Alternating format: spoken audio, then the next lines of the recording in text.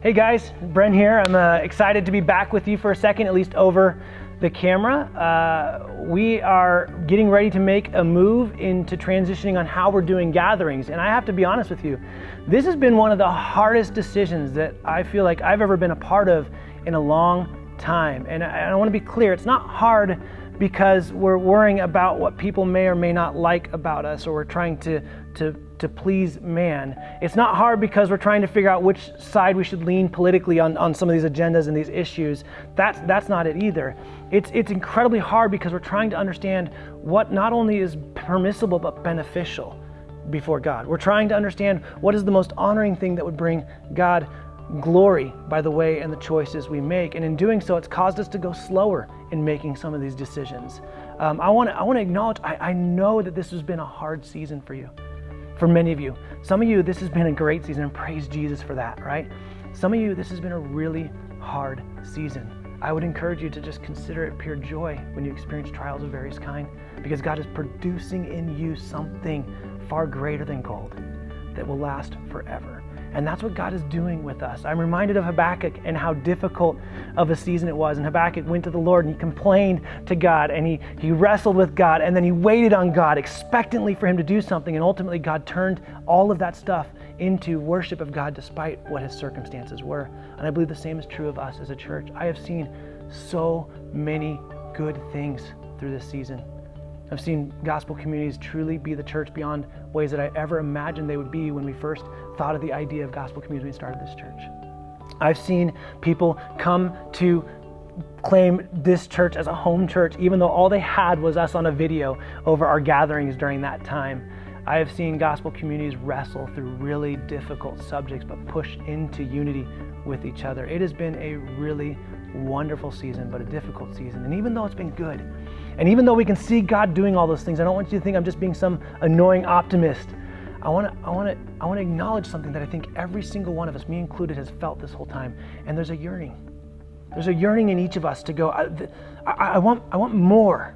I want more, because anytime you experience something gospel related, something kingdom minded, you can't help but go, I want more.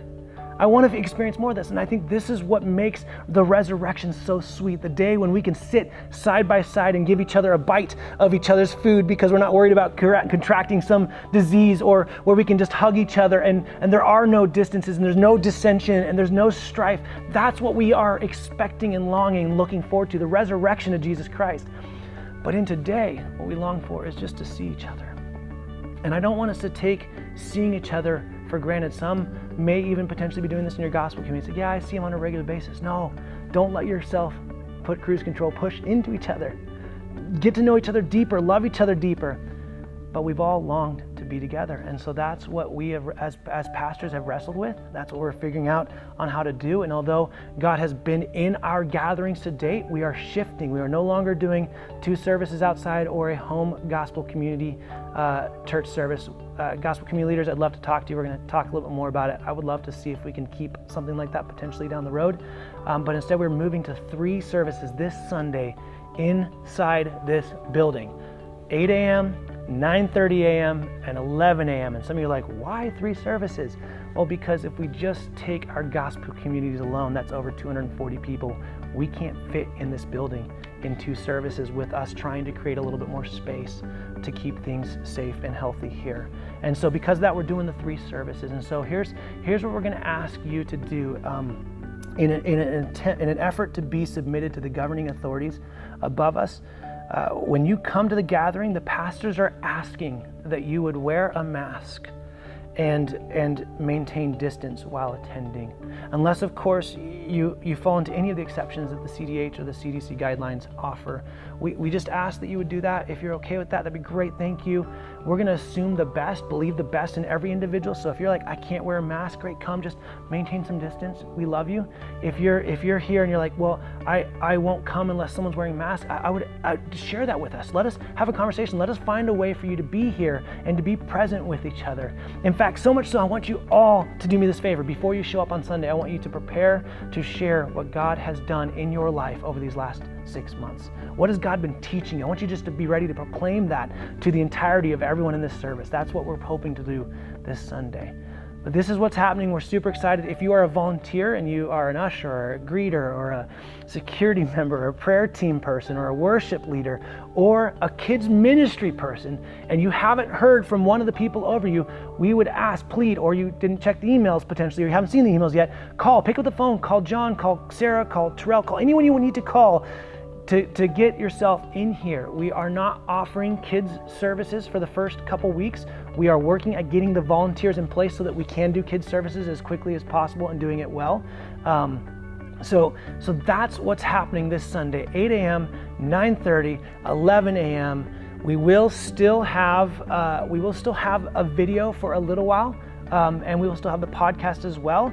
But if you are able, if you are breathing, and this is your church, we would love to see you in one of those 3 services. We really, really want to see you here. We're excited to see what God does in this next season. We have never lost sight of the fact, just like in Habakkuk, God is fully aware of what's happening, and God is at work in the individual hearts of us, but also He's at work at making His name known through us as a Small C church. And so we are excited to be a part of that with you. We also want to let you know that we will be wiping down things. If you're a volunteer that wants to help with that, that's great. We're going to have a little bit of flow stuff to follow. And if you want to stay afterwards and have conversations, which we would encourage, we just ask that you would keep those conversations out of the main thoroughfares of walking. And if someone asks you to do that, it's not because you're in trouble. We're just trying to help everyone be successful. We also will not have any cafe or coffee. Don't worry, we'll get back to that at some point, but we're going to ask you to bring your own breakfast burrito if you want. Like, bring whatever you want to bring, eat it and enjoy it here. Just clean up after yourself. I don't mind if while I'm preaching, my stomach starts growling, because I rarely eat on Sundays because I smell the waffles that someone's eating over there with a bunch of dairy that would kill me if I ate it, but I still want it, right? Like, that's great. And I think in a lot of ways, we're excited to see each other. I'm excited to see you with you. And if you're still hurting, if there's been some struggles in your life individually with the Lord, as in a community, or even if just because you've longed so much for this, that you've maybe made some poor choices, or some poor choices have been made to you, we want to walk with you in reconciliation in the gospel. The gospel brings us all together. It's compelling. It's awesome. It's what we've been learning about in Philemon, and how we can reconcile with one another. And so please come. We look forward to seeing you. I love you guys. We cannot wait to be praying for you. And if you are ready to serve and you're ready to step into these things, or if you have any questions at all about anything when it comes to any of these things that we're recommending, or we're encouraging, or we're asking, anything at all, there's nothing off limits to any of us pastors. Just ask. You're not going to be shamed. You're not going to be thought of as less than. We'd love to have this conversation with you. Thank you so much for being here, guys. Thank you for the way you've pressed into each other over these last 6 months, and I cannot wait to see what God does in and through you for His glory in this Small C church that He is still not done with, and He is still building. We love you guys. Bye.